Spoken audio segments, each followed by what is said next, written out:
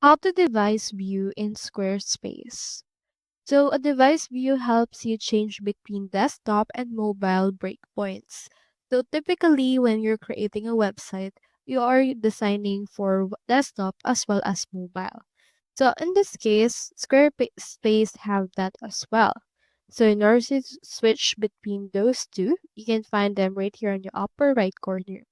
As of right now, we're currently on the desktop view, and if you wish to change into the mobile view, click onto this icon right here, and then this will change the layout and you can find it right here.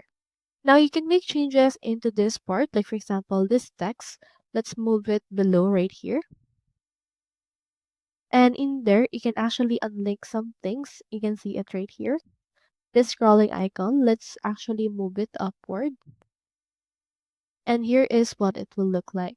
So you can also move some things, like for example, in here is this image. And this will be what it will present. You can further scroll down and then edit or make some changes based on your liking.